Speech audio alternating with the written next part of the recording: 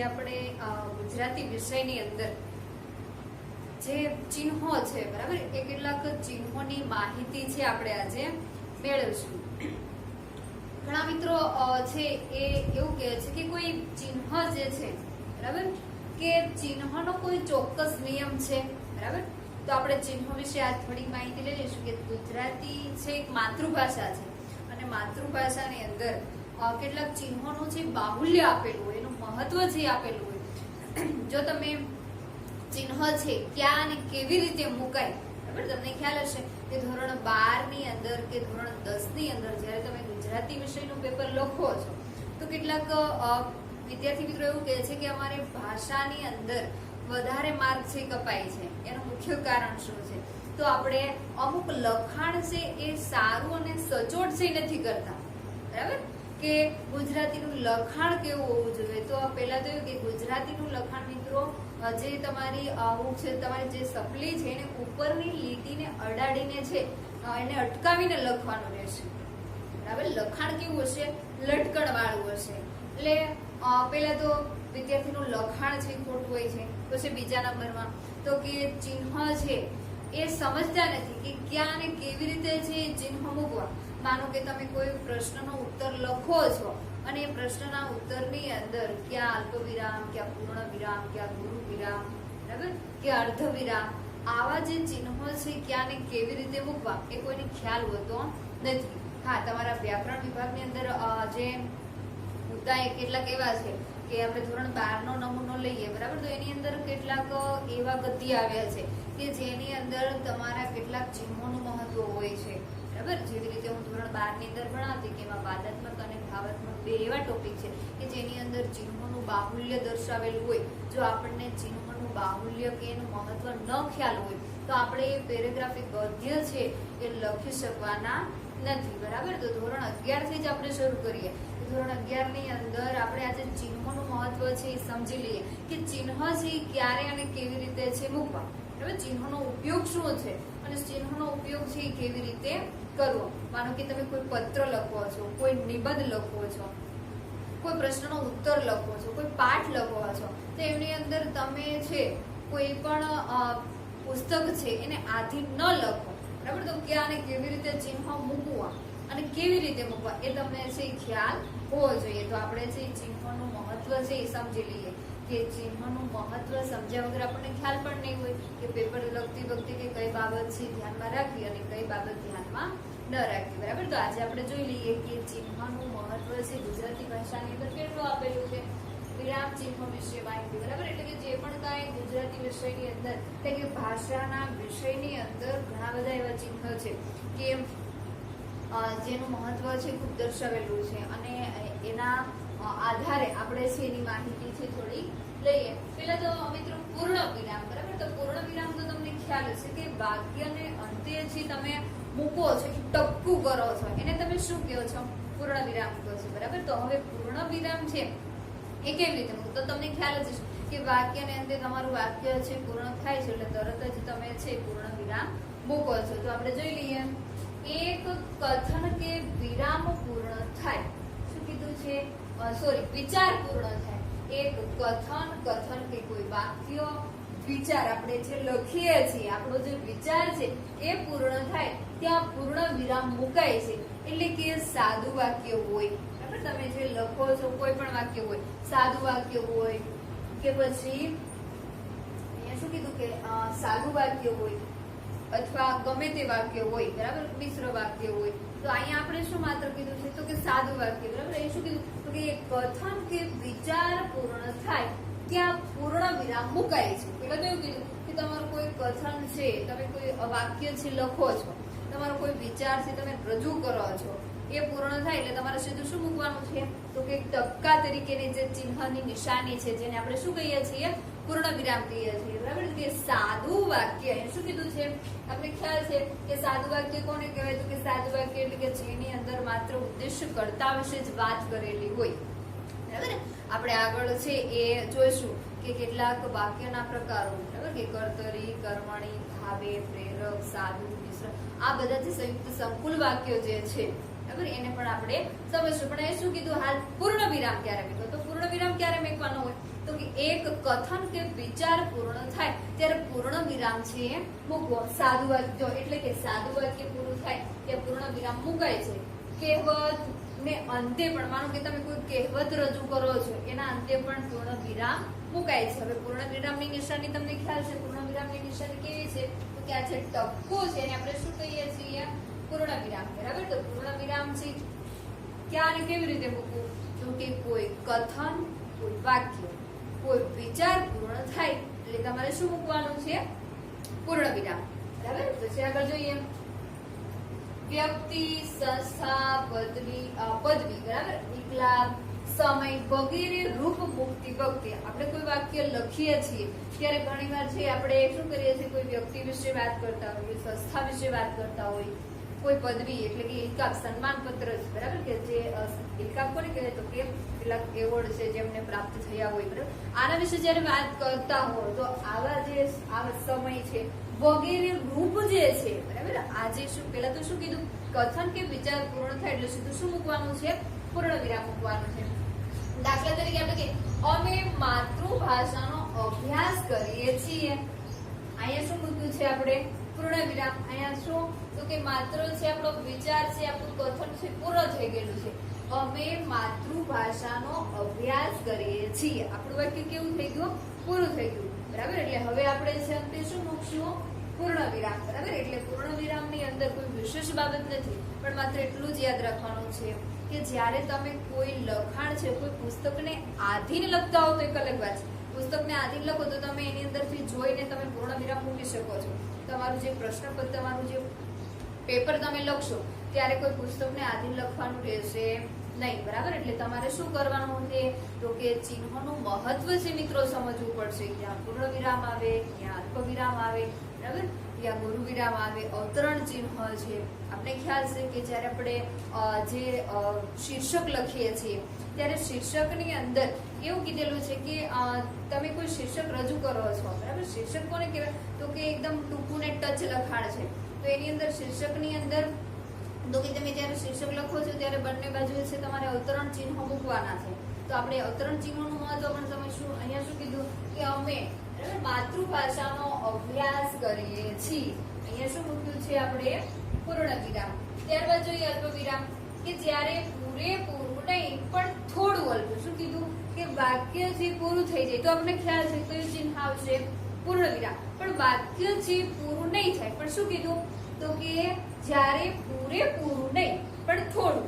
અલ્પનો અર્થ શું થાય? અલ્પ એટલે કે થોડું. બરાબર. આપણે અહીંયા અલ્પ વિરામ એટલે અલ્પનો અર્થ સમજી લેવાનો. અલ્પ એટલે કેવું? તો કે થોડું. વાક્ય છે પૂરું થઈ જાય તો તમે પૂર્ણ વિરામ મૂકી શકો, પણ વાક્ય છે અહીંયા પૂરું થયા પછી આપણે અલ્પ વિરામ મૂકવાનું નથી. શું કરવાનું છે કે જ્યારે પૂરેપૂરું નહીં પણ થોડું. થોડું એટલે કે અલ્પ. અટકવાનું હોય. શું કીધું કે માનો કે તમે કોઈ કથન છે, કોઈ વાક્ય લખી રહ્યા છો અને વાક્ય છે પૂરું ન થાય પણ અલ્પ. અલ્પ એટલે કે થોડું, કંઈક અટકવાનું આવ્યા છે.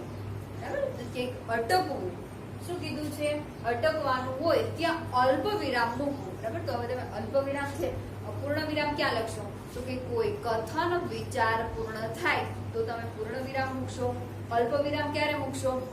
વાક્ય પૂરું થયા પછી અલ્પ વિરામ આવશે નહીં. પણ શું કીધું છે કે જ્યારે વાક્ય પૂરેપૂરું થાય ત્યારે નહીં, પણ જ્યારે અલ્પ એટલે કે થોડું અટકવાનું હોય. બરાબર. ત્યારે જ્યારે આપણે કોઈ વાક્ય લખીએ છીએ, આપણો કોઈ વિચાર લખીએ છીએ ત્યારે અમુક જગ્યાએ છે આપણે અટકવાનું આવ્યા છે ત્યારે છે આપણે શું મૂકશું? અલ્પ વિરામ મૂકશું. અલ્પ એટલે કે થોડું અટકવાનું હોય ત્યાં અલ્પ વિરામ છે એ ખાસ કરીને મૂકવું. બરાબર. હવે નીચેના આપણા જે વિચાર છે, નીચેની જે બાબતો છે એને વિચારીને મૂકજો. ઘણા નામ છે, વિશેષક છે, ક્રિયાપદ છે એક સાથે આવ્યા હોય ત્યારે છેલ્લે સિવાય દરેક પછી. બરાબર. આપણે છેલ્લે નહીં પણ શું કીધું? દરેક પછી કે અલ્પ વિરામ છે મુકાય છે. માનો કે તમે કોઈ પત્ર લખો છો, તમારે એક તાજું ઉદાહરણ. બરાબર. કે તમે કોઈ પત્ર લખો છો, પત્ર છે આપણે કોઈને સંબોધીને લખવાના છે. બરાબર. એટલે આપણે લખીશું કે સાહેબ શ્રી. આવું જયારે લખીએ છીએ આપણે સંબોધન કરીએ છીએ. બરાબર. એ શું કીધું? વાક્ય પૂરેપૂરું નહીં પણ કંઈક અલ્પ. અલ્પ એટલે કે થોડું અટકવાનું હોય ત્યારે છે આપણે અલ્પ વિરામ મૂકવાનું રહેશે, બરાબર. તો તમે પત્ર લખો છો, અરજી લખો છો, કોઈને સંબોધન કરો છો, ત્યારે છે તમે અમુક જગ્યાએ અલ્પ વિરામ મૂકો છો, બરાબર. એટલે અહીંયા શું કીધું હતું કે વાક્ય જ્યારે પૂરેપૂરું થાય ત્યારે નહીં, પણ અલ્પ એટલે કે થોડું અટકવાનું હોય, બરાબર. તમે જોશો કે સાહેબ શ્રી એવું લખો, પછી તમે અલ્પ વિરામ કરો છો, બરાબર. કારણ કે તમને ખ્યાલ છે કે પત્ર અરજી લખતી વખતે અમુક ચિહ્નોનું બાહુલ્ય ચિહ્નો છે મૂકવા પડે, બરાબર. જો તમારું એનું મથાળું વ્યવસ્થિત ન હોય, એમાં ચિહ્ન છે તમે કે મૂક્યા જ ન હોય, એમના બધું લખી નાખ્યું હોય, તો એમનું મહત્વ છે દર્શાવે, એટલે કે એનું મહત્વ છે જ નહીં.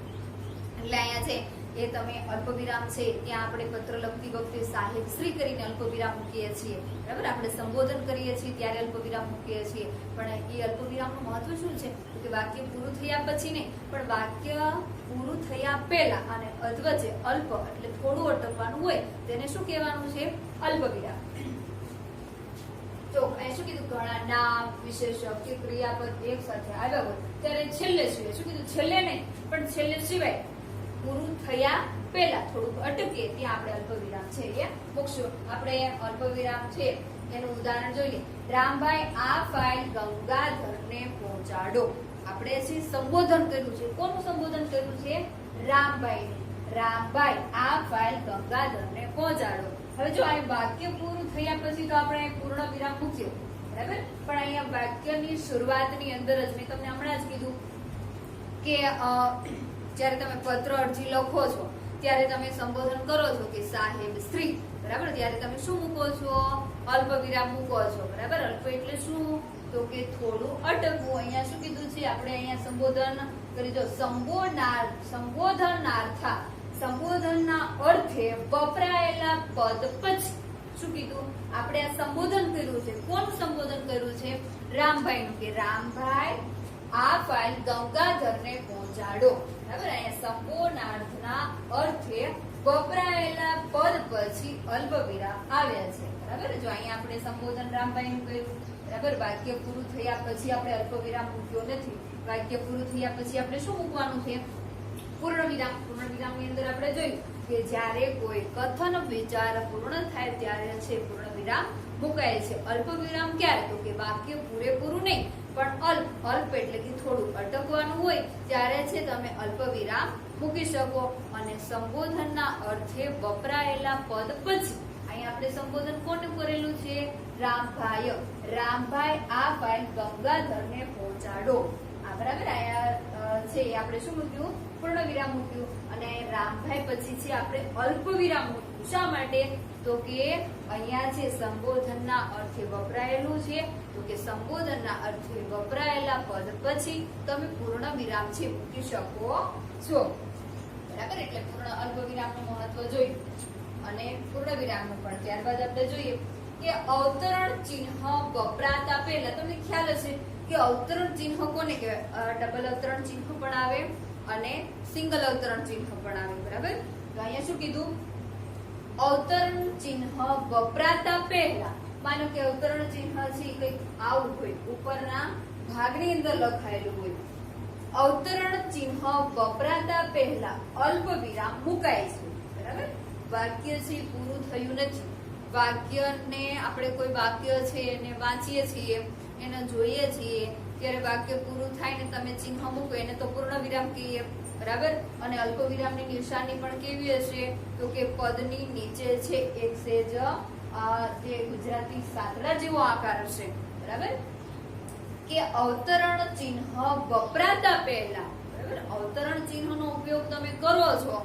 જો ઘણા ચિહ્ન છે ક્યારે અને કેવી રીતે મૂકવા એનું પણ મહત્વ આપેલું છે કે અવતરણ ચિહ્ન પછી તમે છે અલ્પ વિરામ મૂકી શકો નહીં, બરાબર. એનું મહત્વ આપેલું છે કે અવતરણ ચિહ્ન પહેલા વપરાતા પહેલા અલ્પ વિરામ મુકાય છે. કે રામ બોલ્યો, બરાબર. હવે જો મેં તમને અહીંયા ઉદાહરણ તમારી સામે લખેલું છે, રામ બોલ્યો. અહીંયા રામનું આપણે સંબોધન કર્યું છે, બરાબર. રામને સંબોધીને એવું કીધું કે પિતાજીની આજ્ઞા હું માથે ચડાવું છું. અહીંયા આપણે અવતરણ ચિહ્નની અંદર લખેલું છે પિતાજીની આજ્ઞા હું માથે ચડાવું છું. તો આ અવતરણ ચિહ્ન પહેલા આપણે મૂકેલું છે. અવતરણ ચિહ્નો છે ક્યારે તો કે અવતરણ ચિહ્ન વપરાતા પહેલા અહીંયા જે અવતરણ ચિહ્ન વપરાયેલું છે તમે જોઈ શકો છો પિતાજી ની આજ્ઞા હું માથે ચડાવું છું એ પહેલા આપણે કોનું સંબોધન કર્યું તો કે રામ બોલ્યો આ રામ છે એની પછી આપણે શું કર્યું અલ્પ વિરામ કર્યું બરાબર એટલે અલ્પ વિરામ છે ક્યારે તો કે અવતરણ ચિહ્ન વપરાતા પહેલા છે એ અલ્પ વિરામ છે એ આવશે બરાબર પિતાજીની આજ્ઞા હું માથે ચડાવું છું આ વાક્ય છે અવતરણ ચિહ્નની અંદર આવે છે એની પહેલા છે રામનું સંબોધન થયું તો અહીંયા આપણે શું મૂક્યું અલ્પ વિરામ બરાબર પછી જોઈએ અર્ધ વિરામ છે ઉપર તરફ શું હશે પૂર્ણ વિરામ જેવી નિશાની હશે અને નીચે છે સાંકડા જેવો આકાર હશે અલ્પ વિરામ છે બરાબર આ છે અર્ધ વિરામ કયું છે અર્ધ વિરામ બરાબર પૂર્ણ વિરામ ફરીવાર જોઈએ પૂર્ણ વિરામ કોને કહેવાય તો કે કોઈ કથન વિચાર પૂર્ણ થયા પછી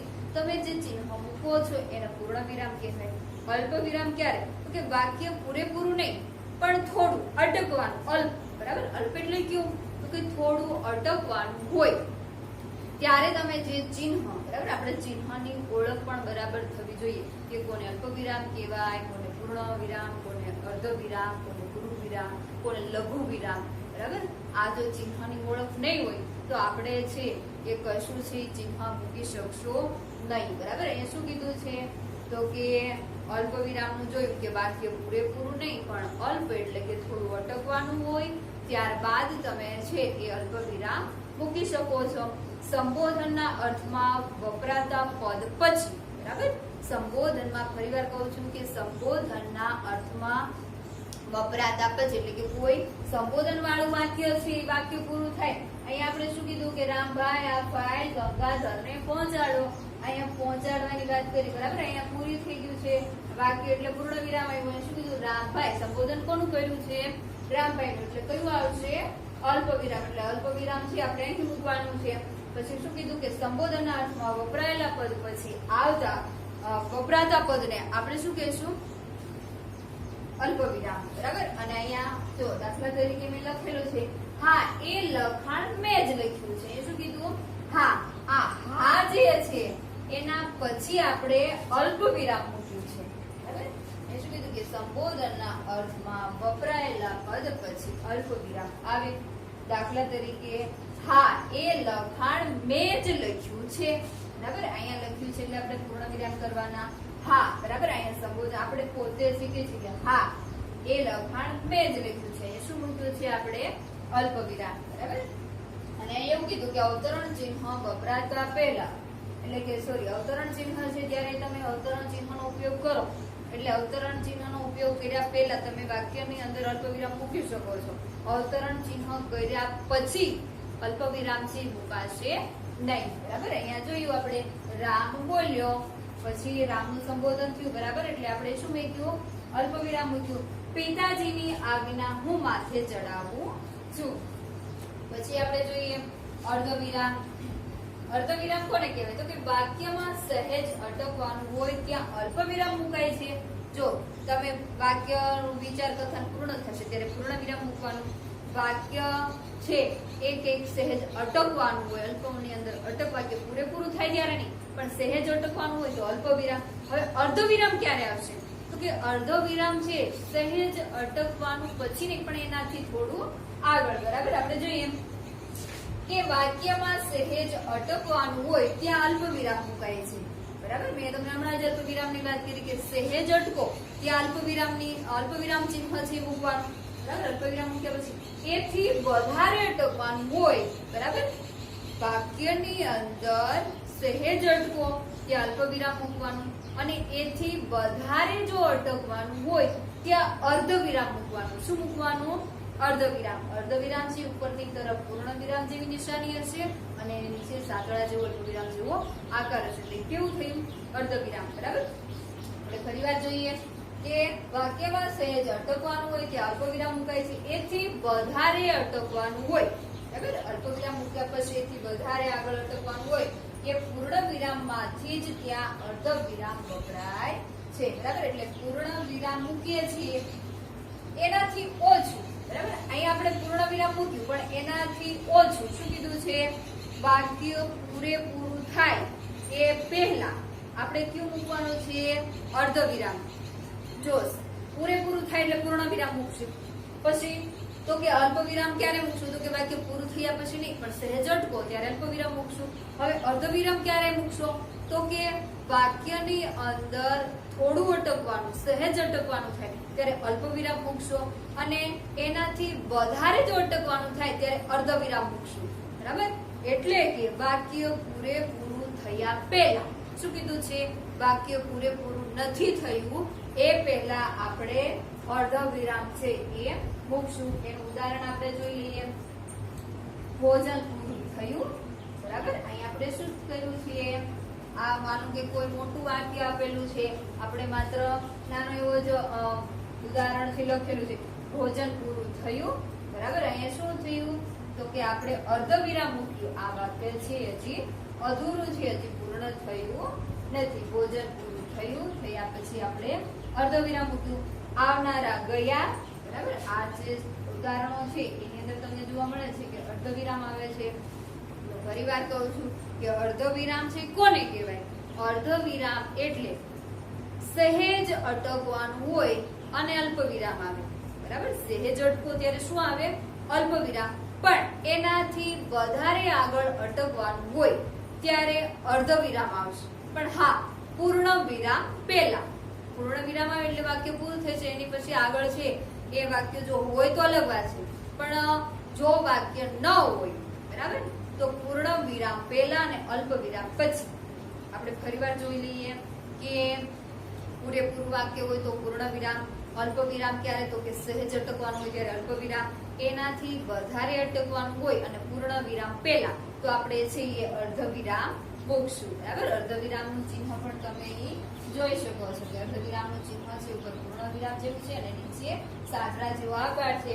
પછી પૂર્ણ વિરામથી ઓછું, બરાબર, અર્ધ વિરામ છે મુકાય છે. એના ઉદાહરણ પણ જોયું કે ભોજન પૂરું થયું એટલે આપણે છે એને આપણે અર્ધ વિરામ મૂકીશું. પછી જોઈએ પ્રશ્નાર્થ ચિહ્ન.